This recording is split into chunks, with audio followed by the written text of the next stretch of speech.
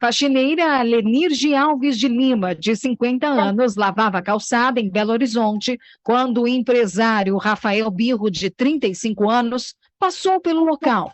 Ele teria se incomodado com o desperdício de água e, de repente, agrediu Lenirge. Ele puxa a mangueira violentamente, joga água no rosto dela. A mulher tenta segurar, mas é lançada ao chão. E, novamente, o homem joga água, depois larga a mangueira e vai embora. Na ocasião, Lenirge falou sobre o ocorrido. Olhou minha cara assim e falou: você sabia que não pode ficar gastando água? Né, que é do meio ambiente. Aí começou a falar, então, essas coisinhas, né, que não pode ficar gastando água e tudo.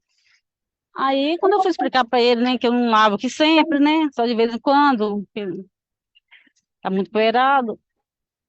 Aí, ele já tomou a mangueira da minha mão e, e já veio, né, com a direção para cá, me sufocando a água. Até agora, minha filha não caiu, sabe? Eu não estou entendendo o porquê que aconteceu isso, né, qual o motivo. Quem é vítima não entende o que está acontecendo para que as pessoas tomem atitudes tão violentas. Estou sem chão, porque a gente não sabe mais aonde você vai ser agredida. Se é no local de serviço, se é na balada. Cerca de um mês depois, o empresário foi condenado a pagar indenização de R$ 45 mil à faxineira Lenirge. Nós estamos vivendo dias maus. No popular tem gente que diz assim, a bruxa está solta. Na verdade é porque no fundo as pessoas sabem que tudo que está acontecendo, o que está acontecendo no mundo, tem um fundo espiritual. Tem toda uma espiritualidade por detrás disso. E quando eu falo espiritualidade, é no sentido negativo mesmo.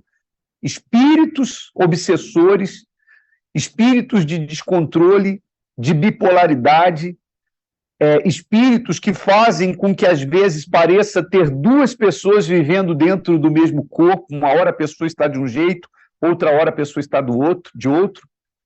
E só Deus para nos guardar. E é por essa razão que nessa sexta-feira, aqui no Templo de Salomão, nós vamos estar fazendo, mais uma vez, a unção da proteção divina, ungindo as pessoas por detrás, aqui na cabeça, e na fronte. Como disse o salmista Davi, tu me cercas por trás e por diante, sobre mim pões a mão. Então, nessa sexta-feira, nós vamos fazer esse trabalho para quê? Para que você saia de 2022 sob a proteção de Deus e entre em 2023 também sob a proteção de Deus. E se você tem problemas espirituais, se você tem alguma pergunta a fazer sobre o mundo espiritual, desconfia, ou tem certeza que alguém lhe fez algum mal, você pode ligar agora para o 011-3573-3535. Daqui a pouquinho aqui no programa, nós teremos a participação da ex-sensitiva, Dona Patrícia, mais uma vez por vídeo, chamada conosco direto do Rio de Janeiro, já já eu converso com ela.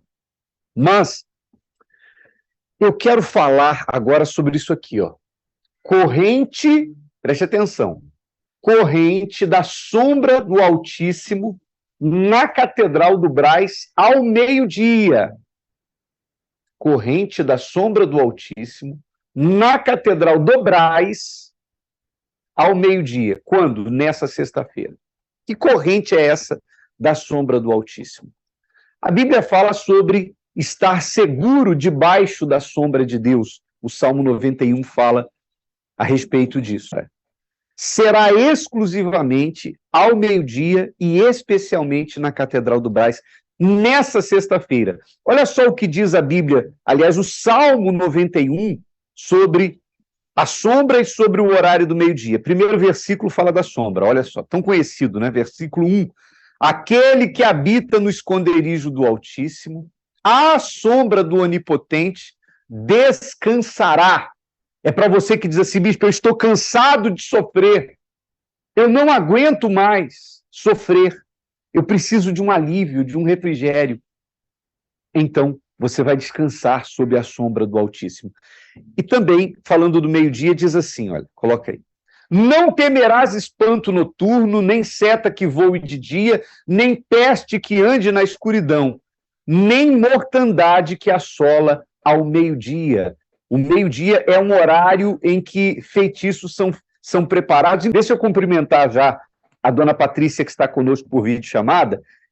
Fale-nos sobre essa questão do horário do meio-dia. A gente ouve falar muito de meia-noite, mas ao meio-dia e na sexta-feira também tem rituais? Bem-vinda mais uma vez. Que agradeço, bispo. Sim, bispo, é uma hora aberta, né? É o horário em que os ponteiros eles estão em direção ao alto, porém é um horário em que o espírito considerado senhor dos dois mundos, que agem, né, causando todo tipo de pandemia, endemias, que rituais com espelhos e justamente com sombras são realizados.